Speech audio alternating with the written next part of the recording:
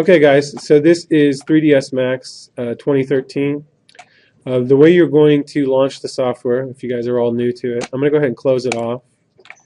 And I'm going to navigate to it through the regular Windows user interface here. So the first thing we're going to do is go down here to the Windows Start button and click on it. And then we're going to go to All Programs. And then we're going to navigate to a folder here under the Programs group by the name of Autodesk. And we're going to click that. Autodesk is just the company that writes the software and sells it to the school. And then the software under the Autodesk, you see how they have a lot of different programs that we want to launch, is Autodesk 3DSMax 2013 64-bit.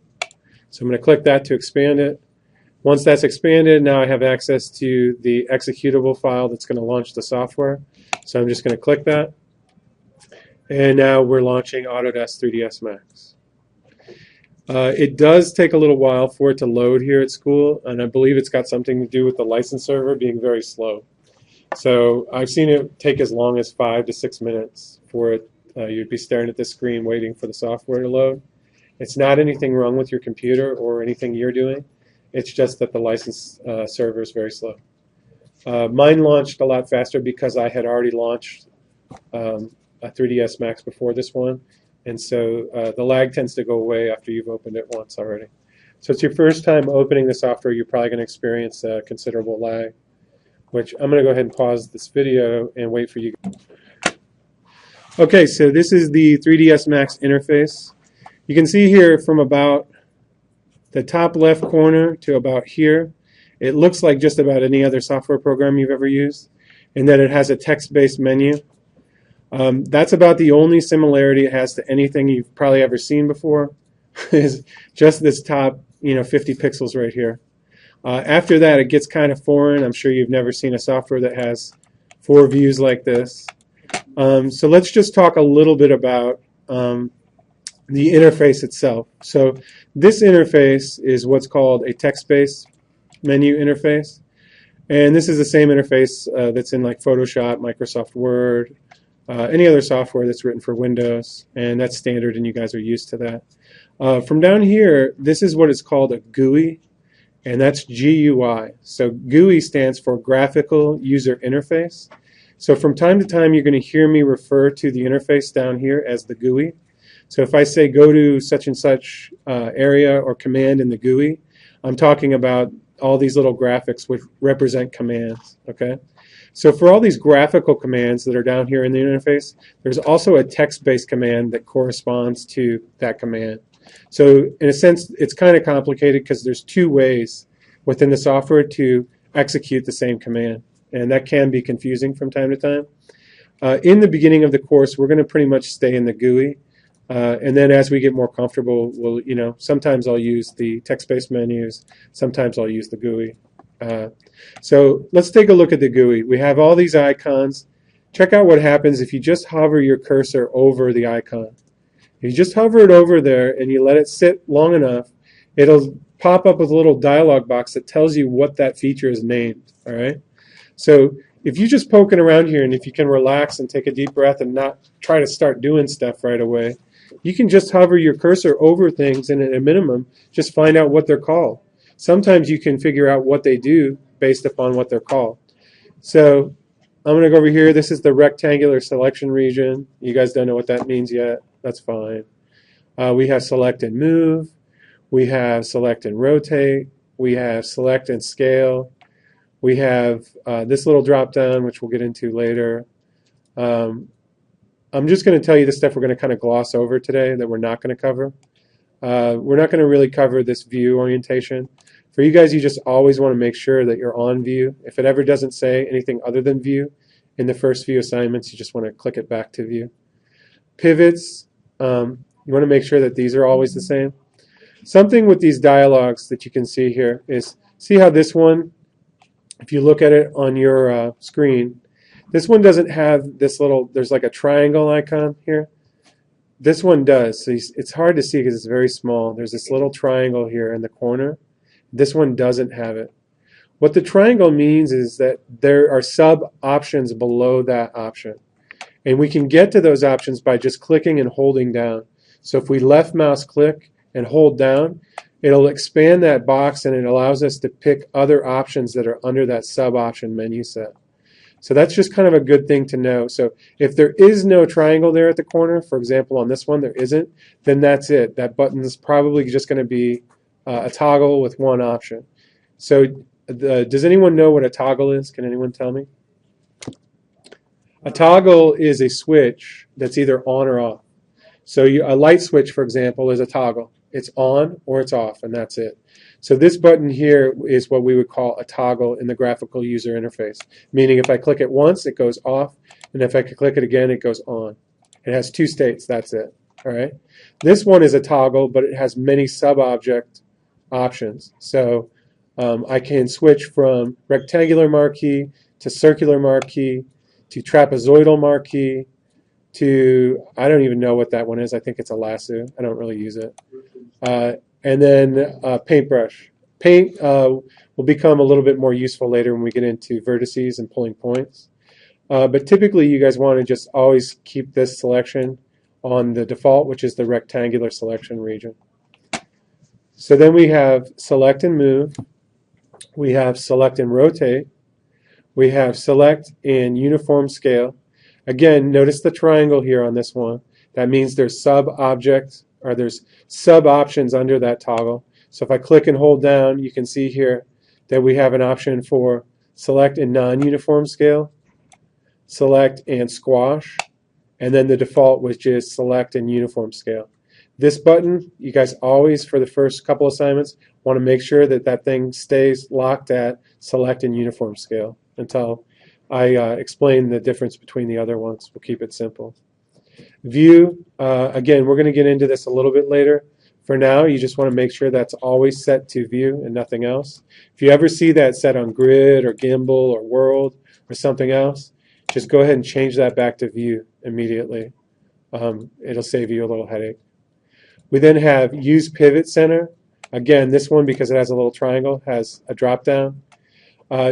We're going to get into this later as well, but you just want to make sure that you use the default, which is the top one, which is use the pivot center. We then have select and manipulate. We're not really going to get into that. This key is essentially very silly, and I can tell you what that does later, but we're going to skip it. Just leave that turned on. We have the snaps toggles. These are very, very valuable. And again, that one has a triangle, so we have different snaps that are available to us. For the most part, we want to stick to the 3D snaps. So if you ever see this go to 2 or 2.5, just go ahead and make sure you get it back to 3. The snaps toggles are very cool, and then it allows you to snap your cursor to the grid points on the screen. All right. So if I right-click on this, we get our grid and snap settings. Currently, the default is grid points, but you can set up snaps for all sorts of different things. You can set it up to snap to object pivots, to object vertices, to objects faces and edges, grid lines, all sorts of stuff, which become useful a little bit later once we get going. So again, the snaps is also a toggle, so I can turn that off just by clicking on it again. Then we have an angle snap. Does the same thing as the 3D snaps, except for it'll do it in angulars when you're rotating things. And then we have a percentage snap, and what that'll do is if you have a spinner dialog, which I'll show you here in a little bit, it allows you to snap it to equal kind of whole number increments rather than decimal place values. And then we have a spinner snap toggle. We're not really going to use that. We have this edit name selection sets. We're not really going to use those. We're not going to use this at all either. This right here, I will show you today. This is the mirror button. What that allows you to do is take an object and then make a copy of it across an axis or a plane. We have an align, which we're not really going to get into today. We have layers, which we're not really going to get into. Graphite modeling tools, we're not going to get into today, but we are going to cover later on in the class when we get into sculpting. That's where we're going to do that. We have the curve editor. That's an animation control. We're not really going to get into that at all. We have a schematic view. We're not really going to get into that either. That's more for managing very complex scenes. We have a material editor, which we don't really get into in this class until a little later, and we really just use the material editor to assign textures to construction planes so we can use them as references. But we're not going to do that for a while. And then we have the render setup and the render buttons. And what rendering does is it takes your object in your 3D interface and rasterizes it down to a 2D image and makes it look photoreal. So whenever you see a photoreal scene in a movie of a CG character like a Pixar film or something, what that is that's a 3D character that then's been rendered or rasterized down to a 2D image. When you're playing a video game, you're playing a three-dimensional character in a three-dimensional real-time world. And that's the difference between rendering and regular old 3D interface. All right, so let's go down here and check out the interface itself. Notice what happens when I hover my cursor over one of these panes. So I have 1, 2, 3, 4 panes, right? And if you look at the top left, each one of them has a little plus, a name, so in this case it's top, and then a state, which says wireframe. So these viewports, the top 1, 2, 3, are what we call orthographic viewports. Orthographic viewports are different from perspective viewports in that they do not have any perspective, okay? So I can create a simple primitive to help illustrate this point. So I'm going to go ahead and create a standard primitive. I'm going to do a box. And I'm going to come over here and I'm going to create it in the perspective viewport. I'm going to hold down the control key to make the base completely square. And then I'm going to give it some height. And then I'm going to click to execute the construction of that box. Notice that I'm still currently in box creation mode. In Max, whenever you create something, you're always in a state. And that state doesn't change until you tell the software to change it, all right? So if I want to get out of box creation mode, I either need to click this box again with my left mouse button. I got to tell you that Max is a little buggy in that this doesn't always work. So if you left click on this, see that I did it and it's not deactivating the state, it's not de-toggling that switch. The other way to get out of the box creation state is to right click anywhere in the interface twice. And then we can see here that the box creation is unhighlighted. And now I'm out of box creation mode. All right. So now I have a box, and we can see it here in my perspective viewport. And we can see it from all sides. But notice what happens in my orthographic viewports.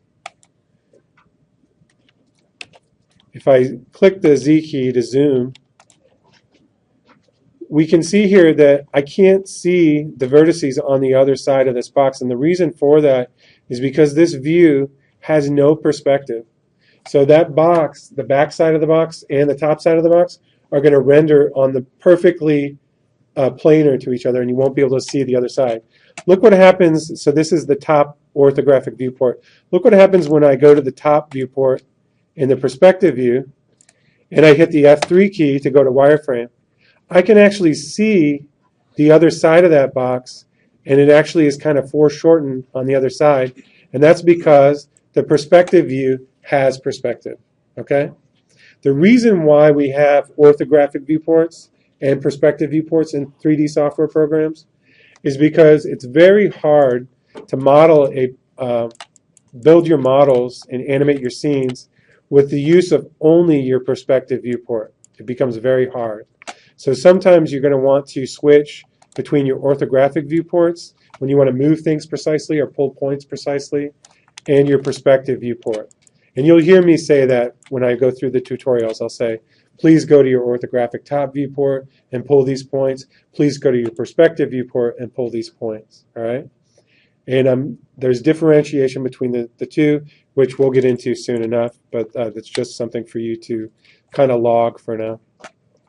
Okay, so now a little bit about how to navigate these viewports. All right? So if we go to the top orthographic viewport, notice what happens when I just click on any of the viewports. They get outlined in this gold outline.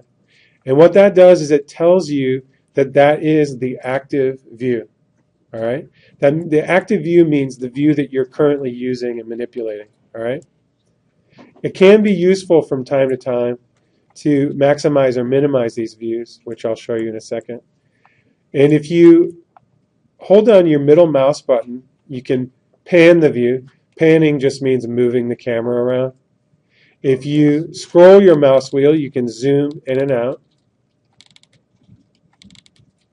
And for the orthographic viewport, that's really your only two manipulations. You can either pan or zoom, all right? Now check out what happens if I go into my perspective viewport. So I'm going to go in here, and I have the option of middle mouse holding, and I can pan. I can zoom by using my scroll wheel and zooming in and out. I can also zoom by holding down my Control and Alt keys simultaneously and holding down my middle mouse button. And what that does is that kind of gives you a much smoother, much more controllable zoom than if you use the mouse wheel, which will zoom by equal increments, okay? So from time to time, you're going to want that smooth zoom. And again, that is Control and Alt held down simultaneously while holding down your middle mouse button to get that nice smooth zoom. All right, so we have pan, middle mouse held down. We have zoom, scroll wheel. And then we have smooth zoom, holding down Control and Alt with the middle mouse held down. And then we also have orbit. And what orbit is the Alt key held down while holding down your middle mouse button. And that allows you to orbit around your object and see it from all angles. You can also use this view cube to do the same thing. So if I just put my mouse over the view cube and hold left click and hold down and drag, I can orbit around this model as well. Notice you can also find the viewport you want, so you can say right, click on it, it'll automatically navigate me to the right. If I grab this thing again and say front, it'll pop it to the front. I want you to log this though. There is a difference between the perspective viewport oriented to the front and your front orthographic viewport, okay? They're two very different animals. This one has perspective information, and this one does not, all right? When we get into modeling and pulling points, that's going to be very important. And so right now, all I'm asking you to do is just log the fact that those are two separate animals, all right? And they kind of do two separate things. All right, so in terms of navigation, we can also maximize the active viewport. So sometimes, let's say I'm working down here in the perspective view, and I just can't get a clean view of what it is I'm trying to do because it's so small, right? Well, you can maximize the active viewport.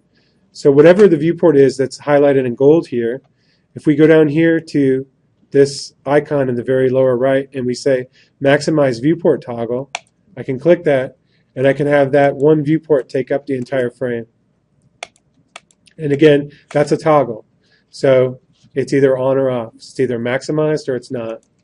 And then if I highlight another view, I'm going to do the perspective view this time, make that active. Now it's surrounded in gold. And I hit the maximize viewport toggle again. Look what happens. It maximizes the viewport. Cool. Oh, wow. Now I can see what I'm doing. This is awesome, right? I'm going to actually get this assignment done. Yeah, that's my little animation there. All right, so now I want to cover the viewport shading. All right, so we have a few hotkeys. Right now we have this grid here, which is essentially just the software telling us, hey, dude, that's the ground plane. All right, and I'm going to show you by just drawing a kind of a semi-transparent grid there. Sometimes that grid can get annoying and get in your way. And the hotkey for turning the grid off is simply G. So G is in girl. And again, that's a toggle. So if I hit G once, the grid comes on. If I hit G again, the grid goes away. Very easy. The next thing you can do is we can change from, I'm currently in wireframe, and wireframe means that my box here is not shaded in any way. I can just see straight through it. So I can see all the edges from all sides. So if I want to toggle from wireframe to shaded view, I'm going to hit the F3 key. So F3 will toggle from shaded to wireframe. F3, shaded, F3 again, wireframe. Another toggle switch we have available to us regarding how things are drawn in any of the viewports is the F4 key. So if I hit F4, that is going to toggle wireframe on shaded or edged faces is what Max calls it. So edged faces, there's a subtle difference here. I'm going to zoom in so you can see it. We can see here it draws the edges on top of the shaded box or not. So when we get into modeling and pulling points, edged faces is really kind of the nicest way to work. Again, the toggle for that is F4, on or off, F3 between wireframe and shaded. You can also change the way things are shaded right here through just by clicking on this section here where it says realistic plus edge faces, and you can just click it and change it to shaded. Let's see here. Facets, realistic. That's actually changing the way that I think they may have changed this in 2013. Oh, there it is. Now I'm in shaded, but it's edge faces. I have to turn off edge faces. Okay, sorry about that. So again, this menu set is a toggle. I think it's easier to just use the hotkeys, so that's why I'm a little rusty here with this. So edge faces just turns it on. If I hit F4, it would just toggle that on. You can also change the viewport that you're in any view just by clicking the viewport name itself. So if I click on right there where it says perspective, I can change this to a top orthographic view. I can change this to a front orthographic view, or I can change it back to a perspective view. You can also do that by hitting a series of hotkeys, and they are T for top, F for front, S is not side. I'm thinking of Maya. Sometimes I'll get confused between Maya and Max. Because top is T, F is front, and then I believe in Max it's L for left side. And then I want to get back to the perspective, so I'm going to hit P and go back to perspective. I always like to see my edged faces, so I'm going to hit F4 to put my edge faces turned on. And then if I want to maximize or minimize this view again, I can either do it by using the graphical user interface icon for that, which is right here, maximize viewport toggle, or I can highlight the view and I can hit Alt-W. So hold down the Alt key and hit the W key, and that will maximize or minimize that viewport. It does the exact same thing as clicking this button or clicking the button off. All right, so I'm going to go ahead and pause for a second and see if you guys have any questions. Okay, so a few other things regarding toggles in the interface. You can, if you'll notice here on my box that I have this kind of weird extra bounding box that's surrounding it. And what that is it's actually called a bounding box. It can be useful when you have a very dense piece of geometry. What it does is it helps the graphics card speed up the way that the object draws and redraws it really fast. But if you get annoyed by that, as I do sometimes, you can hit the J key, which toggles on and off the bounding box display.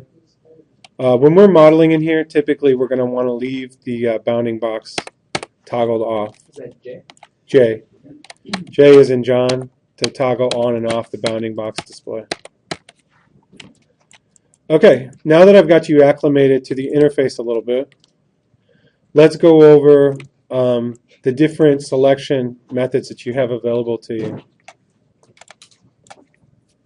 All right, so we have our box here, and I want to start covering some of the selection and manipulations that you have on an object. So far, we've created an object, but we haven't really done anything with it. We've just learned how to move the camera around it.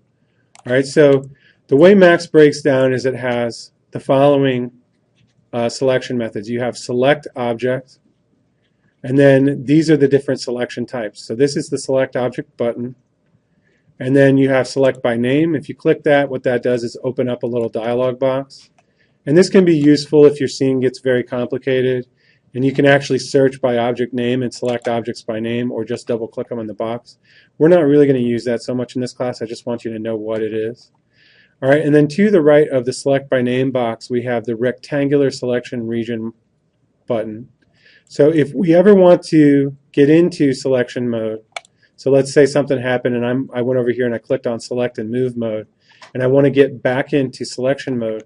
All I have to do is select the select mode button, or I could also hit the Q key.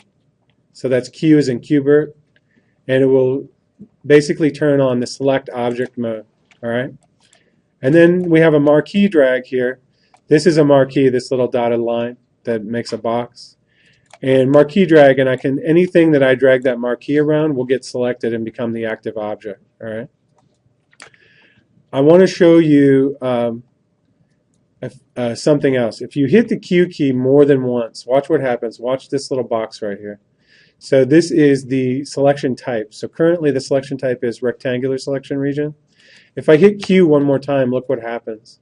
It starts cycling through the different selection types that are available to me. So right now it switched from rectangular selection to circular selection region. If I hit it again, it's going to go to fence selection region. If I hit it again, it's going to go to lasso. If I hit it again, it's going to go to paint. What I usually do is I will accidentally at times hit the Q key and drop out of my preferred, which is rectangular. And what you'll do is you just have to cycle back through until you see it. So I just keep hitting the Q key until I get the rectangular back. That's kind of the easiest way. Or you could just click on here and drop it down and select it that way. Okay, so this is the rectangular selection region. I'm just selecting this object. Next to that, we have this weird button called window crossing. If you ever click this by accident, I want to show you what it does. So currently, without that button selected, look what happens if I marquee drag around any portion of this object, even just a small corner there, it's going to select it. If I turn on this window crossing toggle button and I click and select, look what happens. I can't select it anymore. The reason for that is because now with this button activated, I have to draw my marquee all the way around the object and have it completely encompassed within that marquee in order for it to be selected. The reason I'm telling you this is because you guys may accidentally, inadvertently activate that button and wonder why you can't select anything. And for now, you just probably always want to turn that off. All right. So that's select. Another thing you can do here is you might be navigating around your scene, and I'm going to move this box off into no man's land. And let's say you select an object, but you've lost it. You don't know where it is. If you hit the Z key, that's the keyboard shortcut for frame selection. And so it will take whatever you have selected and frame it up perfectly in your window and allow you to orbit around it. It basically makes this object the pivot point for the camera, for the camera's interests. And there's also a GUI, graphical user interface button for that right down here.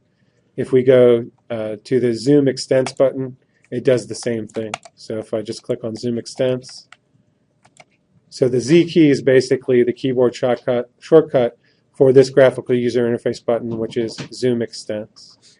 We also have a button called zoom extents all, and what that does is if I have all my windows kind of whacked out here, and I click on the zoom extents all, it should have done it.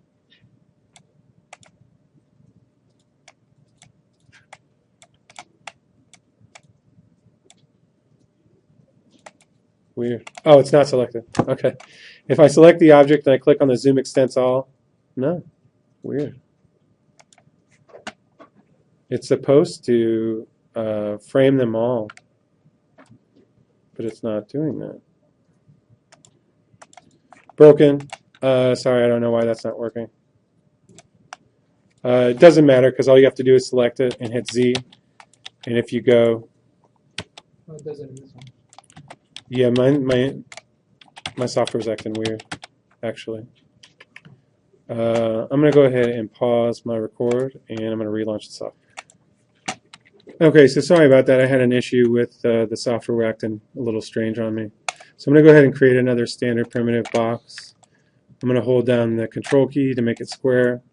And I'm going to hit the Q key so that I get back into selection mode.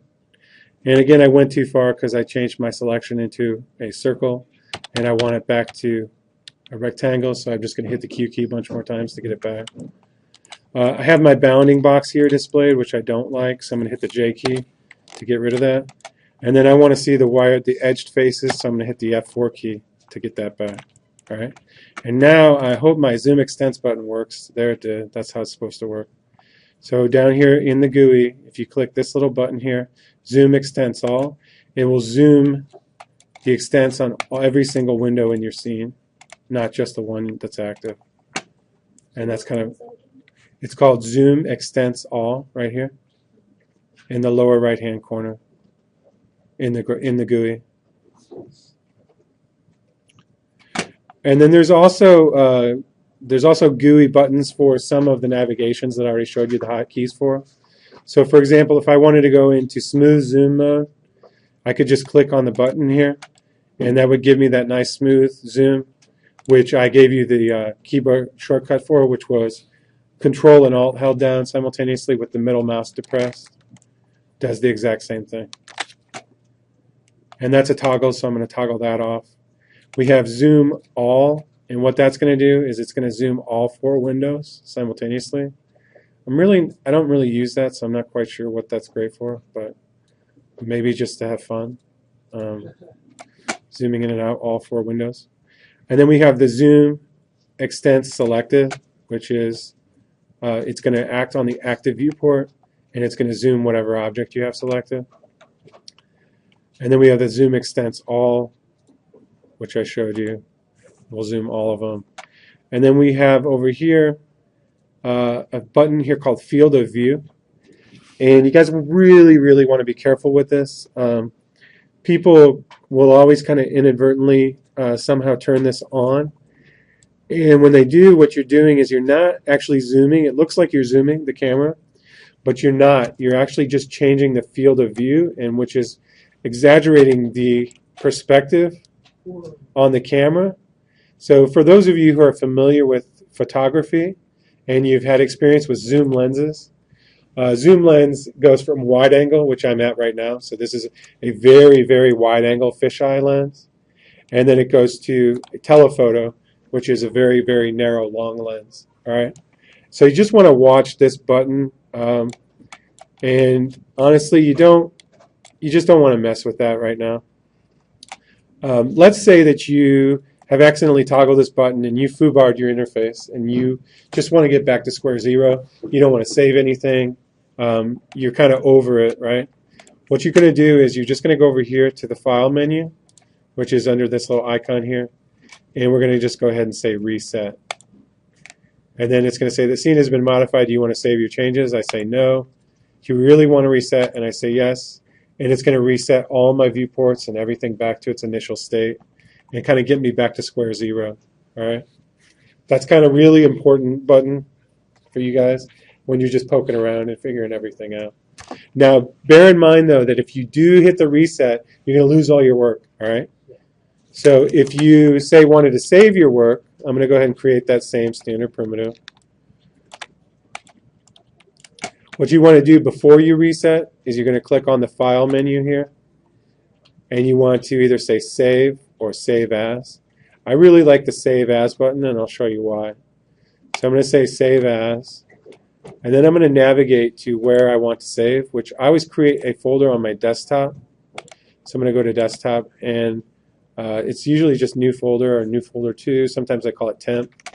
Why don't I go ahead and create a new one? So I'm just going to right-click here in the interface, and I'm going to say New Folder.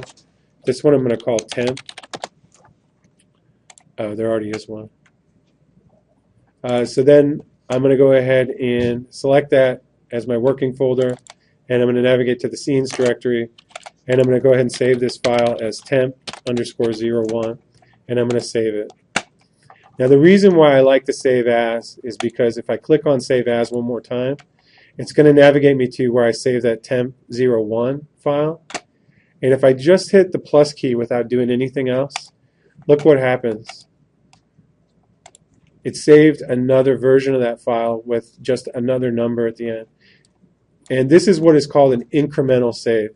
And incremental saves will save your life in 3D. Because 3D programs, if you're not aware, and you will become aware as this course moves on, are very buggy. They like to crash at the drop of the hat. They like to corrupt your files from time to time. And if your file gets corrupted, guess what? It's a binary file, and you will not be able to open it. It'll just be gone. All right. So what you're going to need to do is you're going to need to use the file save as, and you're going to use that little plus button and just keep saving incrementally as you do your work. I recommend saving incrementally about every 15 minutes to half an hour. So whenever I'm working on a model for a client, it's at the end of, say I'm building a hero character for Nick Cage for Sorcerer's Apprentice. By the end of it, I have that model, and that's up to like number 86, sometimes 100 revs of the same file that are like a half hour apart. And the reason you do that is because if you ever have a file that becomes corrupted or a hard drive that goes down or some such, best case scenario, you're only going to lose 15 or 30 minutes worth of work rather than an entire week's worth of work, So if you save your work over and over again in the same file name and you haven't done incremental saves and you lose your work, I really won't have any sympathy for you because you're going to have to learn this the hard way. And I'd be like, cool, this is much better you learn that now than when you're working for someone or someone's paying you and you can't deliver because you didn't save incrementally. Okay, so that's the save and save as. You can also open your files through here if you want. So I'm going to open up that temp4. All right, so now I want to show you how to delete stuff. So I'm just going to go ahead and maximize this viewport. If you select the object, so if I'm not in selection mode, I just hit the Q key, get me in selection mode. I hate that bounding box, so I'm going to hit the J key to get rid of it. And I always like to see my edge faces, so I'm going to hit the F4 key to show edged faces. Let's say I want to delete this box. All I'm going to do is select it and hit the delete key. That's simple. All right. So Max also has undos. So let's say I deleted that object, but I want it back. That was a mistake. Then all I need to do is hit Control, hold down the Control key, and hit the Z key, and I get it right back. What was the hotkey for maximize? For maximize the viewport, it's Alt-W. All right, and now if I want to delete an object, I just select it and I hit the delete key. If I want to undo any operation, including this one, I just hold down the Control key and hit the Z key. So it's just like Photoshop. Control Z is undo, and that's it. And then you can also redo. You can redo your scene operation right here through the GUI. Or I'm not even sure what the hotkey for that is because I don't ever use it. All right, so that is delete and undo. The next thing I want to get into is the manipulation of the objects. So far we've covered selection. Let's go to the right of that. And we have select and move. So when I select the object, look what happens. I get this little icon here at the base of my object that kind of looks like a viewport axis, really. And notice that the axes on the object actually correspond to the viewport axes in the interface. So what this allows me to do is I can move this object around, constrained in one axis at a time, or move it in two axes at a time. And the way that works, the way you can tell how you're moving it, is how the pivot or the axis icon gets highlighted. So look what happens when I mouse over this x-axis. See how the line here lights up in yellow and the X also lights up in yellow? That tells me that if I click and drag now, I'm going to move that box constrained only in X. So it's going to constrain its movement in X. If I hover over the Z icon, the Z bar and the Z light up. And now if I move it, it's going to move only in Z. And then if I go to the Y, and I can constrain it only to Y. If I hover over this box here on the side, see how it's lighting up both axes? That's going to constrain it in Z and Y simultaneously, so I can move in two axes simultaneously. Same thing over here in Z and X. I can move in Z and X simultaneously. And then if I scroll around to the bottom and I highlight the Y and X, I can move in Y and X. Typically, the more axes you move simultaneously in 3D software, the more confused you're going to get. So my recommendation to you is always just move in one axis at a time until you get used to 3D, and then you'll get better at it and you'll start learning what you can and can't do. Okay, so that's move. One thing to show you, because you guys are going to do this by accident, everyone does. You can accidentally hit the X key. Whoops. And in trying to hit the X key, I hit a different key. You're going to accidentally hit the X key, and look what happens. My manipulator disappears. So the X key is just simply a toggle that shows and hides your manipulator, whatever your manipulator is. So if that ever disappears on you, don't fret. Just hit the X key, and your manipulator will likely show back up. All right, so that's move. The next one I want to cover is rotate. So select and rotate. We click that. And we get a similar icon to the move, except for this time it's a ball. The way this thing works is you have this gray exterior circle. You have the red, the blue, and the green. Those correspond to the X, Y, and Z axes. This gray one on the side will rotate your object perpendicular to the view of your camera. I don't recommend you guys using that until you understand that one. I just want to tell you what it does in case you accidentally use it. So I'm going to undo that. I would recommend that for now, when you guys are trying to rotate something, that you just do it in one axis at a time. And the way you do that is, again, the same way as the move manipulator is, where you have to highlight one axis at a time and then drag it. Now there's one other way to move this using this manipulator. If you just drag here, click anywhere in the middle, and you start rotating without any of the axes highlighted, this is what's called gimbal mode. And gimbal will actually rotate the object in all three axes simultaneously. This is very hard to control as well. You can control it, but again, being that you guys are noobs, I probably wouldn't go there until you are fully acclimated with 3D manipulation. All right, so just stick to the constrained axes for now. All right, and then the final one that we have, so we have select, select and move, select and rotate, and we have select and uniform scale.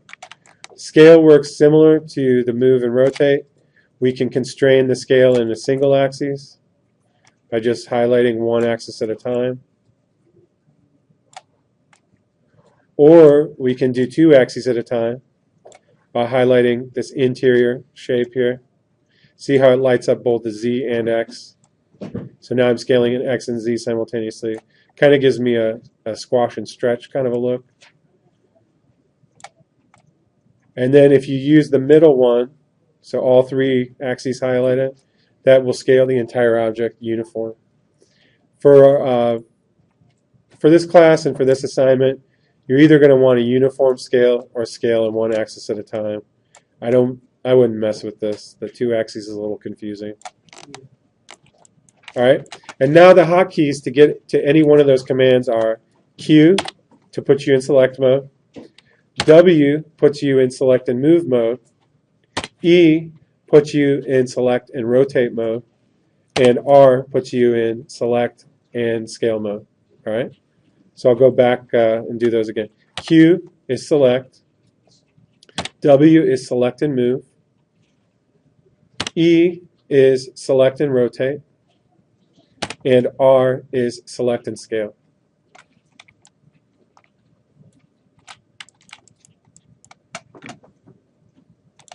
Question. Okay, so the question is, how many undos are there? The answer is, by default, in Max, the way you customize this is you go to the text-based menu set, and we go to the button that says Customize. Customize User Interface, and it pulls up this dialog here. And then under, I may have actually opened the wrong one. Customize, oh, it's Preferences. So sorry about that. It's Customize Preferences.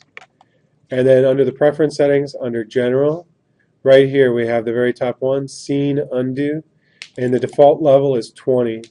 What I usually like to do in any software package I'm using is the first thing I'll do before I sit down to start working is I'll open up the preferences and I'll set the levels of undo to 999. And then I hit, yeah, I hit enter, and then see, it can't go that high. So it just trims me back to whatever the highest is. So in Max it's 500. But it's a great idea. You just open it up and just do. How much memory, like For what we're doing in here, polygonal modeling, 500 undos is nothing. Okay. Yeah, non-issue. So what was it to get there? You go to Customize, Preferences, and then the very first one, General, is the tab. Right next under General is Scene Undo. The default is 20. That's pretty low. So I never know what it is, so I just type 999 and hit Enter, and then it always busts you back to like whatever the highest amount is. In this case, it's 500. So I'm going to say OK. If you happen to save, can you go back to it later? Can you still go back and do stuff? That's a good question. I think saving doesn't do anything. So if I do a save as, and I'm just going to do incremental, I think I can continue to undo. No, I can't. You're right. I think there's a special way you can do that in ZBrush. Let's see. Here, let me just do a manipulation here first. So, and then I'm going to duplicate this thing. All right. We're going to get into this here in a second. Yeah, I'm going to show you all that. I had to cover all this other crap first, and then we'll get into it. All right, so I just want to see if there's undos after I save. So save as. Yep. So no worries there. Okay. So now what we want to get into is creating primitives in a little bit more depth, right? So we understand the interface, we kind of know what all the buttons do, and now we want to actually start building something. So what I'm going to do here is I'm going to go back to my 4-view look, and I want to show you this side of the software, this panel that we've kind of not touched on whatsoever. This is kind of Max's control center. All right, pretty much all the important functions are going to occur in the graphical user interface right through here. So the first tab that kind of looks like a sun here is called Create. And can anyone guess what the Create tab does? It creates stuff. That's right. So we're under the Create tab. We then have the Modify tab. Modify tab, can anyone venture a guess what that does? It modifies stuff. Yeah. And then we have the Hierarchy tab, which that's maybe not so intuitive. Hierarchy allows you to change the pivot points of things. And I'm about to show you that in about another 20 minutes or so. Let's see. Yeah, that's about right. All right, so let's first touch on the Create tab. So we're going to go back here to the Create tab. Notice here also that the Create tab is the identical command as going up here into the text-based menu and saying Create and navigating that way. All right. So this is just the GUI version of this. That's all this is. All right, so under Create, we have the following options. We have Geometry is the first button. By default, that's the one that's toggled first. We then have Shapes. We're going to get into Shapes next week. We have Lights. We're not really going to use lights in this class. We have Cameras, which we're not really going to use in this class. Helpers, Space Warps, and Systems. So for this class, we're really just going to camp out right in here, which is Geometry and Shapes. So make sure that Geometry is selected. Then under here, this box right here is called a drop-down menu. And what that does is it allows you to change different sets of geometry types. The default is standard primitives. You can also go to extended primitives, compound. For this assignment, we're going to stick right here in standard primitives. So if it doesn't say standard primitives, make sure that you change it to standard primitives. And let's just go ahead and practice creating a bunch of these objects and just see what they are. All right. So let's create a box. Again, you can draw a box any shape you want, or you can hold down the Control key, which will make it completely square. So I'm going to make one that's square and one that's kind of weird shaped. All right, so I've created a couple boxes. I'm going to just right-click to get rid of the box creation mode. Now I'm going to create a cone.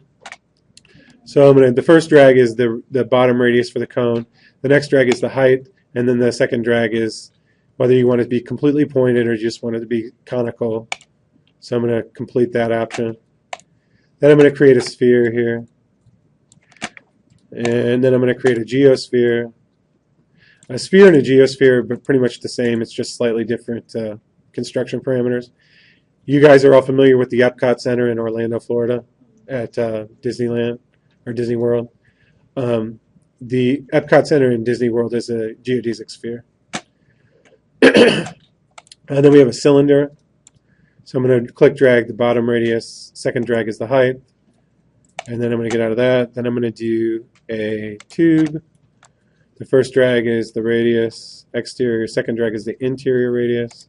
Third drag is the height. And then I'm going to create a torus. First drag is the interior radius, I believe. Second drag is the exterior. And that's it. Pyramid. First drag is the base. Second drag is the height. Teapot. I'll explain to you what that is at a later point in time. Why that's in there. I was like, it's really random. It's yeah, it's a computer graphics history thing, which is boring and I don't want to put in the video. Oh, so was that like the first thing that was really? Yeah. Okay, I'll say it. The teapot was when computer graphics first came about. Was one of the first objects that was built in 3 dimensions. They digitized one. And then the researchers who were writing all this software shared this model amongst each other in order to perfect all their software and write different tools. And so Max is kind of a tip to the hat to those early developers, always includes a teapot as a primitive in their software. Yeah, kind of nerdy. All right, so get out of the teapot, though, can come in handy because, as you'll see here, we're going to dissect all of these, and I'm going to show you what you can do with that. You can actually get some interesting stuff with it. And then we have a plane. And a plane is probably the most versatile primitive in any 3D program. All right? So those are all our primitives. Now that they're created, all these primitives have what's called construction history on them. Does anyone have a guess as to what construction history is? It allows you to change the parameters. So when we were drawing those shapes out and defining the parameters, we can select those objects by just hitting the Q key. And if we go into the modifier tab, can we have any guesses as to what's going to occur? We're going to be able to modify the construction parameters for that object. All right? So any of them. So for the torus, we can change the radius 2, change the rotation, change the twist. Yeah, the twist is kind of cool. If I reduce the number of segments or number of sides, and then I do the twist, you can kind of get some weird stuff. So I don't have time to go through every single parameter for every single primitive, but I encourage you guys to just play around, and you can get kind of unintended shapes. You just using the construction parameters for what the object is. So let's do the tube here. If I change the number of sides here, you can see here we can go from something that's round to something that's rectangular.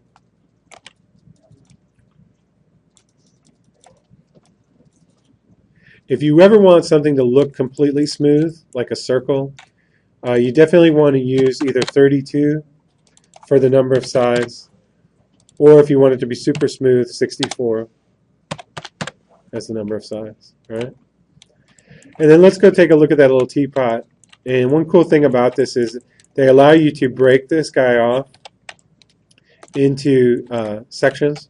So you can do the body alone, you can do just the handle, just the spout. And so, let's say that for this assignment you wanted to model an elephant or something. Well, there's a trunk right there, right? You can get creative. You can change the number of segments and get all sorts of different stuff. So for this assignment, it's really just the creativity of yourself and how imaginative you can get at creating something from just a regular old primitive.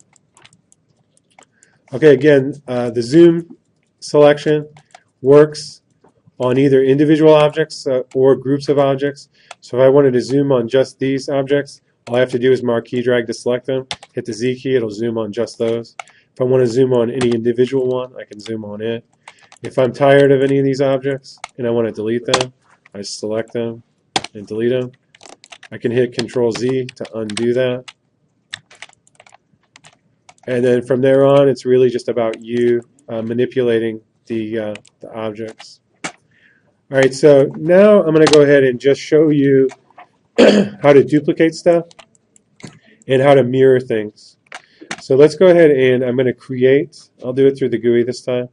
So I'm going to create a, what am I going to do? Why don't I do a cone?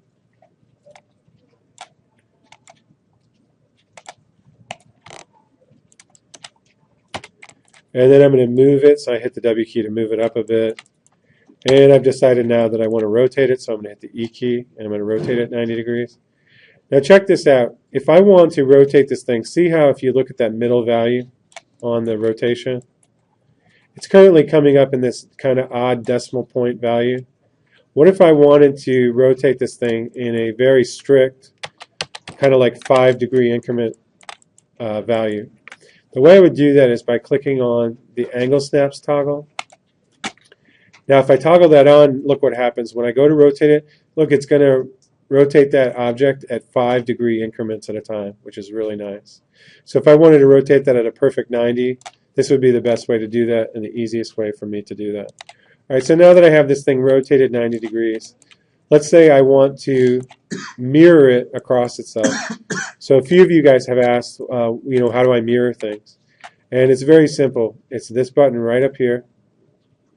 We're going to just click on mirror. It opens up the mirror dialog box. Right now it hasn't done anything because we have to tell it to make a copy. And then we also have to tell it which axes we want it to mirror across. And so typically it's X, Y, or Z. I usually just poke these around. I don't spend too much attention, pay too much attention about what axis I'm in or not. I just will click all three until I get the one I want. And then I say OK. And there we go. We've mirrored our object. Another way to do that exact same thing is to select the object and hit the W key for move. And I'm going to hold down the Shift key and let go. And when I move it a little bit with the Shift key depressed, it's going to create a copy of the object. And now that I've created a copy of the object, I can hit the E key and I can just rotate it 180 degrees and then just move it back a little bit. And there we go. I've done the exact same thing. All right. So another cool thing that you can do with objects is, let's say that, I don't know, I want to create like a spiked bracelet or something. All right. So I'm going to first rotate this guy back up 90 degrees. And I'm going to move him up a little bit. And then I'm going to go ahead and go into my ortho viewport. And I'm going to create a tube. And that's going to be my bracelet. And then I'm going to give it a little thickness. And then I'm going to give it a little depth. And then I'm going to move that cuff into position. And there I have my spike. And I got my cuff, right?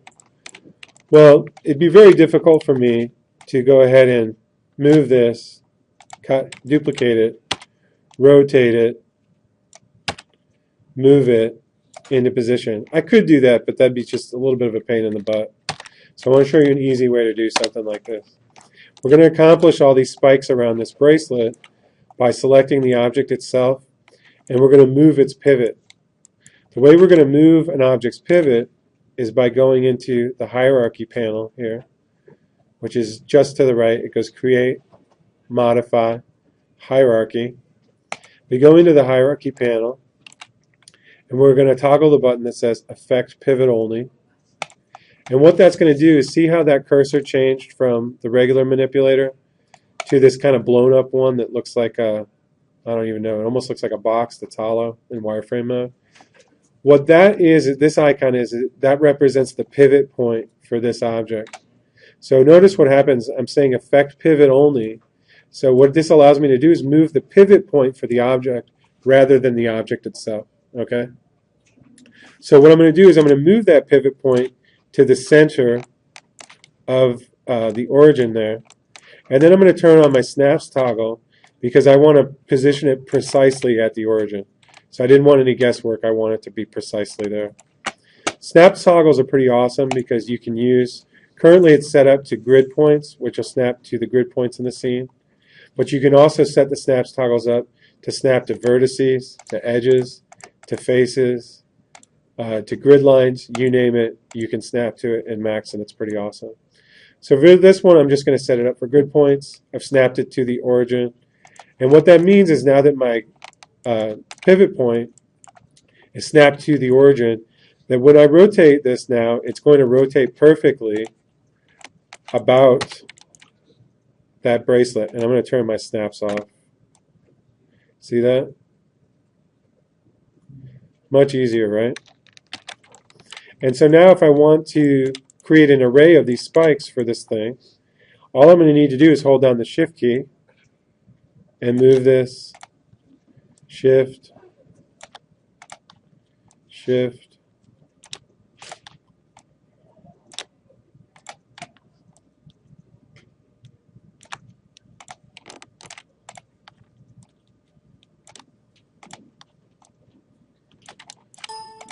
okay? And let's say that I wanted to make this even easier on myself, all right? I could create just these guys here. I think it's going to work.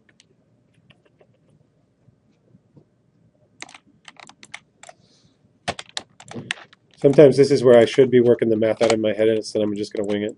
So I'm going to do 4 of these, or 5. I'm going to select these all. And I want to introduce to you another concept, and it's called grouping. So I'm going to go here under the text-based menu, and I'm going to go to Group, and I'm going to say Group. And what this allows me to do is, without combining these objects, so they're not combined, I'm going to create kind of what is a second pivot point that allows me to manipulate all those objects as if they're one based on another pivot point. All right. So now that these guys are grouped, I can select the group, and you can see that now they're grouped because when I select them, it selects all of them simultaneously. And then I can go to my hierarchy pane, and I'm going to click on Effect Pivot Only. And you see here it changes. And I want to move it, so I'm going to hit the W key. And then I want to move it to that origin again, so I'm going to turn back on my 3D snaps. And I'm going to snap it down perfectly there to the origin. And then I'm going to turn off pivot. And I'm going to turn off my snaps. And now when I go ahead and hit the E, now this is, I'm glad this just happened. It's been happening all the time. Max is a little buggy. All right, so you guys all just saw me group that and move the pivot point. But then when I hit the E key to rotate it, guess what? The software bugged out and it said, you didn't just change that pivot. And I say, yes, I did, but the software says, screw you, I don't care, right? So what I have to do is I have to click on it one more time, and I just toggle it a couple of times, and look what it did. It snaps it right back. Hopefully this will take. It did. Sometimes you actually have to remove it again, but there's a glitch in the software where if you move the pivot point on a group, sometimes it bugs out and it'll just snap it back. So just be aware of that. All right, so now that I have it grouped and I have the pivot point moved, look what happens if I hold down the Shift key. I can make a copy of all of these at once. And then now if I wanted to take this further again, I could group them all again. I won't do that. Okay.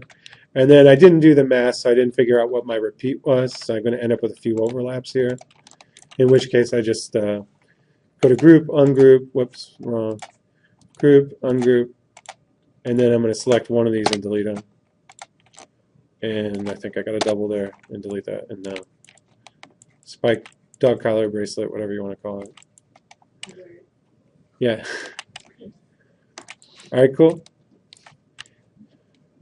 And then why don't we go ahead and do some snapping here as well. So I'm going to go ahead and just delete. Or actually, let's just make a duplicate of one of these.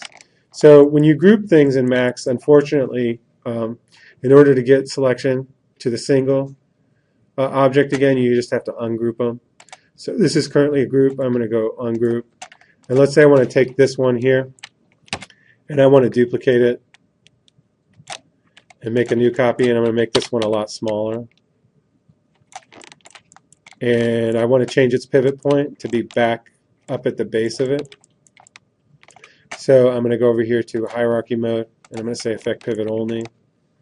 And now I'm going to turn on my snapping, and I want to say Snap to Vertices.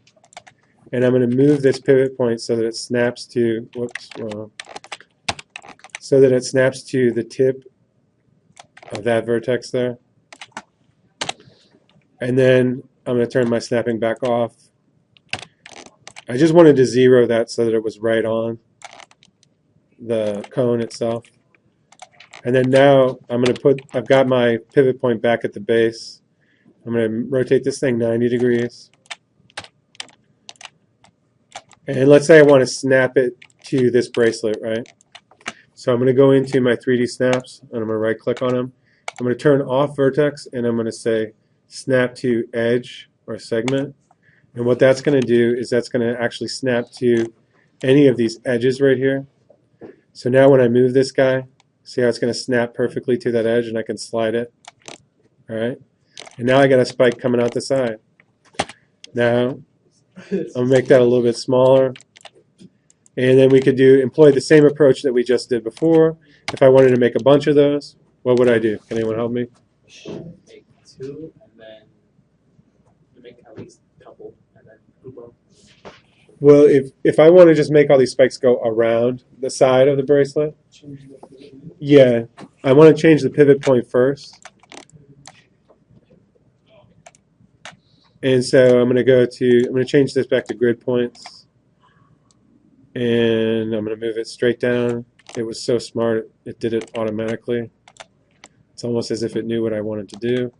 I'm going to hit the E key again, turn off my 3D snaps, rotate it, make a copy, make a copy, make a copy.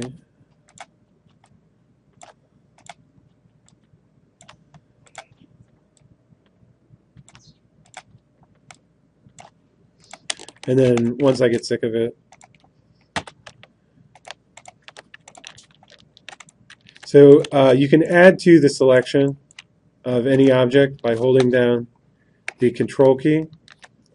So rather than, if you don't want to like marquee drag around a bunch of stuff and you just want to add to the selection, you can hold down the control key and it'll just add to the selection. You can subtract from the selection by holding down the Alt key. So if I want to deselect one of these, I can do that. So Control adds, Alt minuses. And then now I'm going to go ahead and group all these. And then I'm going to go ahead and what do you think? Who can? Pivot point. Yep, very smart. Effect pivot point. Turn back on my 3D snaps. I want to move this to the origin. Can anyone tell me what the origin is? I'm using this term loosely, and I realize you guys might not know. Yeah, origin is 0, 0, 0. So 0, 0, 0 being that because there's 3 coordinate systems, or X, Y, and Z. So 0, 0, 0 is the very center of the world. Okay. So that's absolute center. It's also referred to as the origin. And then I go to group. And then now that I have that grouped up, I can go to effect pivot only again. Again, I'm going to move this and snap it to the origin. Max is probably going to freak out on me when I go into rotation mode. No, sometimes it does it, sometimes it doesn't. It kept the pivot point. Now all I'm going to do is get out of my 3D snaps, hold down my shift key,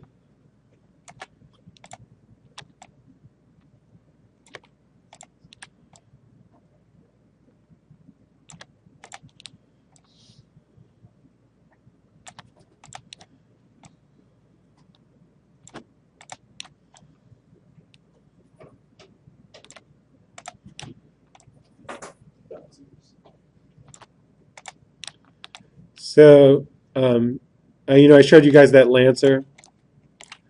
So now knowing this kind of stuff, you can see how that gun or a spaceship can be assembled pretty quickly, and you can get some pretty interesting results just by employing these very simple concepts. And I think that pretty much covers everything. Oh, and then let's just have some fun here. So now I've created this complex object. Now what am I going to do? I'm going to group it. And then, just for fun, I'm going to hold down the shift key. Exactly. this will F a bear up. All right. And you can see here by grouping, moving pivots, etc., you can start to generate a pretty complicated thing. Or can you still move the groups inside of groups? Or?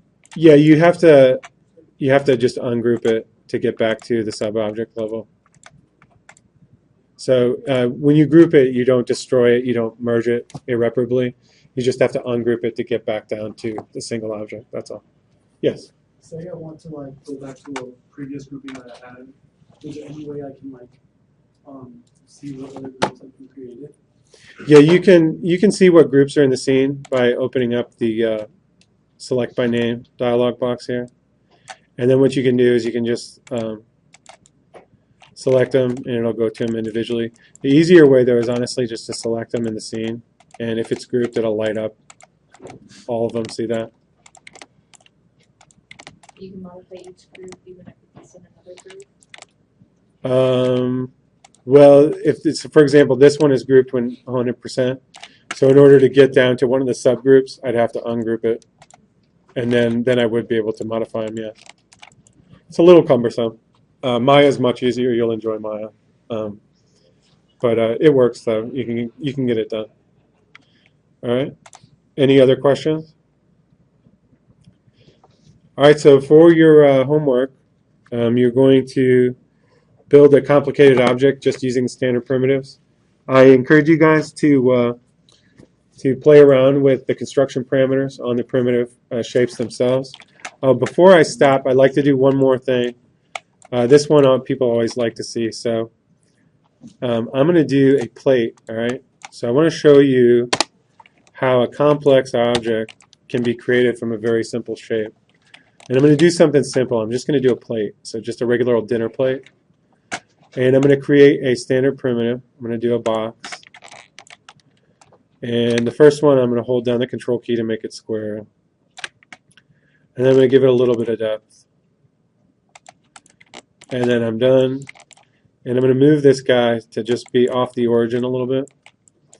And then what I want to do is I want to change its pivot point. So I'm going to go into the hierarchy. And I'm going to say Effect Pivot. And I'm going to just move it up to kind of the close edge there. And I'm going to say OK. And now I'm going to just go ahead and duplicate this a bunch of times. And so what I'm doing right now is I'm drawing the flat for the plate, flat portion where you put your food.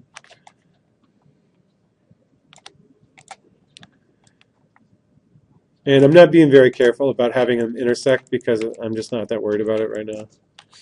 And then now I'm going to go ahead and start curving it up.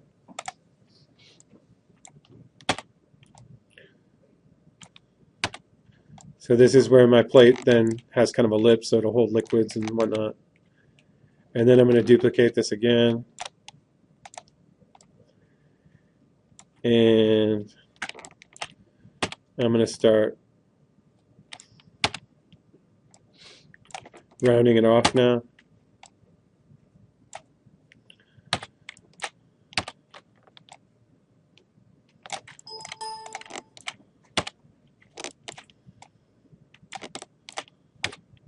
And so this is kind of the, see how I accidentally moved in more than one axis in perspective view, and then my whole world was lost. And then I lost my job. My wife divorced me. And now I'm living in the streets in East LA. What happened to me? What happened? Just kidding. All right, so we're going to go ahead and group this now. So we're going to say group. And I'm going to go into hierarchy mode again. I'm going to say Effect Pivot Only. And I want to zero this to the origin, so I'm going to turn on my snaps. And then now I'm going to go into rotate mode, turn my snaps off. And I'm going to hold down Shift.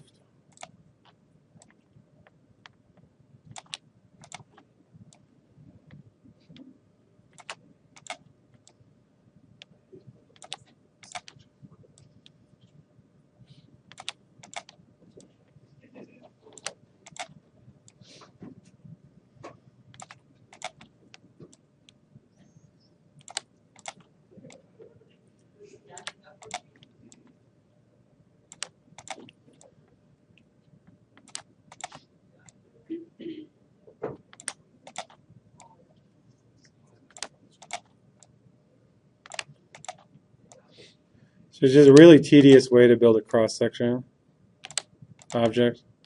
But I'm trying to illustrate here that you can kind of build anything if you use your imagination. All right, so I built a quarter of the plate. Can anyone guess what I'm going to do next? Group it. You got it. Group it, change the pivot. Change the pivot.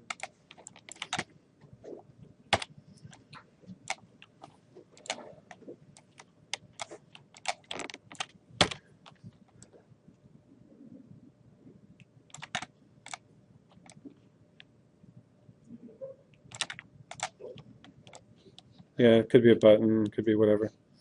But you can build anything, all right, because all this is a simplified version of, and if I turn off the wireframe on shaders, here we can see it.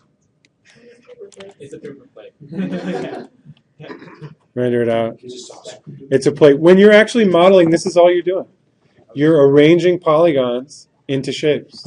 That's it. So by doing it only with primitives, all we did was we made it a lot harder and a lot more tedious.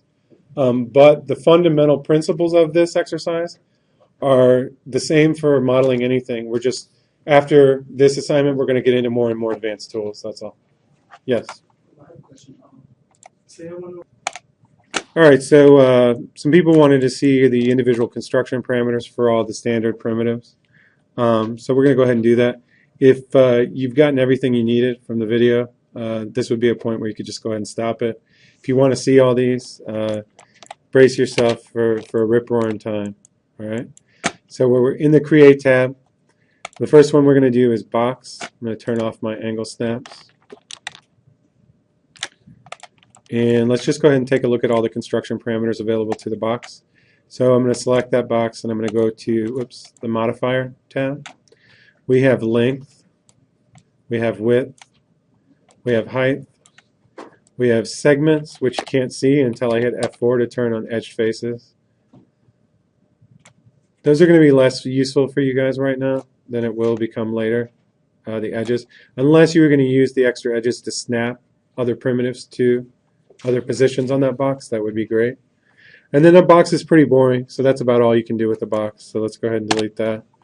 Let's check out the cone. So I'm going to go ahead and create a cone. And then I'm going to go into Modifier tab to find out what settings are available under the cone. We have radius, that's the base radius. Radius 2, which is the height. We have the height itself. We have height segments. Again, that's less useful for us right now because we're not getting into any sub-object modeling yet. So that would only be valuable for you if you were going to then use the snaps to snap other objects to that, other primitives. We have cap segments. Again, not very useful yet. And then we have sides, which is the smoothness. Now this is where you can get interesting results with stuff. So if you take the number of sides down, I can change this from something that was circular to something that's more pyramidal, to stop sign. You could actually make a gemstone with this. So if I'll just show that real quick. I changed the radius. Whoops.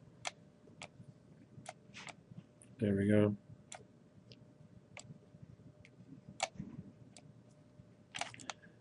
And then I don't like these segments, so I'm going to get rid of them. I don't really need them. And then I'm going to go ahead and mirror this, and I'm going to mirror it in Y, and I'm going to do a copy. It's not Y, it's not X, it's Z. And then I say OK. And then all I have to do is change the parameters on this for the base. Oops.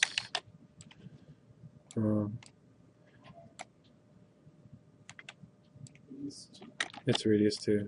Sorry, I'm starting to get tired. And there we go. We got a gemstone. All right.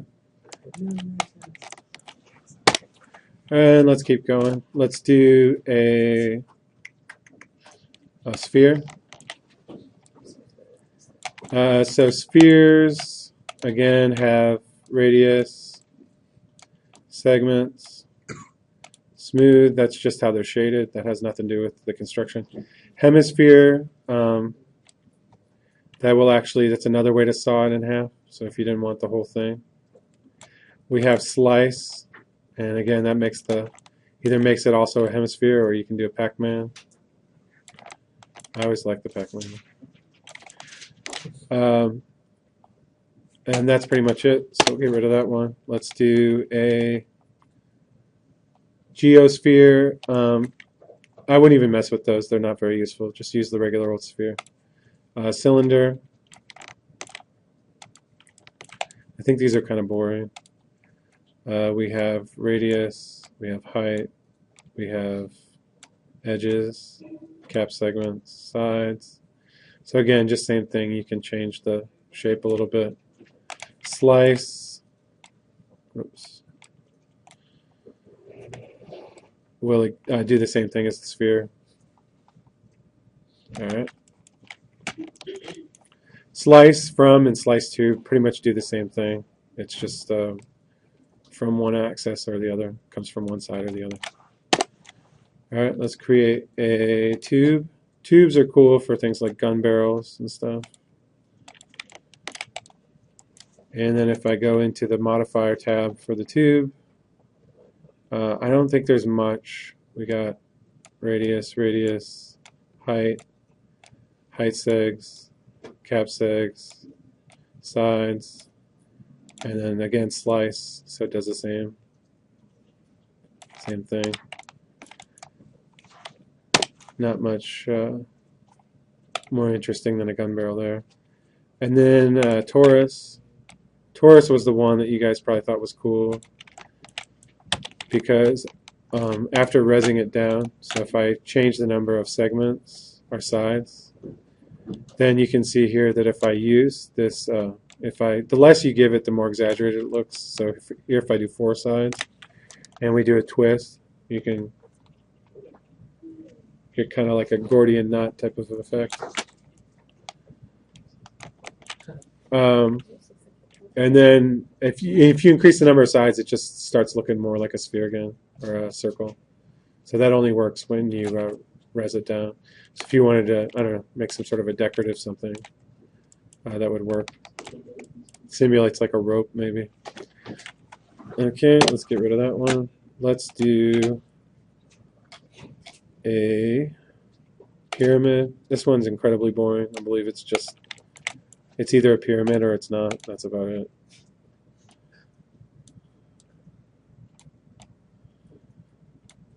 That's it. Then we have teapot, which these crazy engineers, they threw it in there. And again, that has, you can turn the body, handle, spout. So if you can find a use for any of these individual primitive shapes, you can isolate those. And then it just has the size and then, of course, the number of segments. So there's the Sims, or the Nintendo, first 3D Nintendo games that I used to play as a kid. All right, and then I think there's only one more, plane. And then a plane is very useful in modeling, but maybe not so much for this assignment because it's I'd probably just use a box rather than a plane if I were going to use anything, because the box has thickness and it's going to basically cover more area for you. Plane, you just have segs, height and width. I don't know what that is. Scale, density. It has something to do with rendering. We'll ignore that. And that's it. So those are your standard primitives that are available to you. And really, it's just up to you to play around with all the parameters and assemble them in a unique way to make something cool and complicated. All right? So good luck to you guys, and we will see you in the next lecture.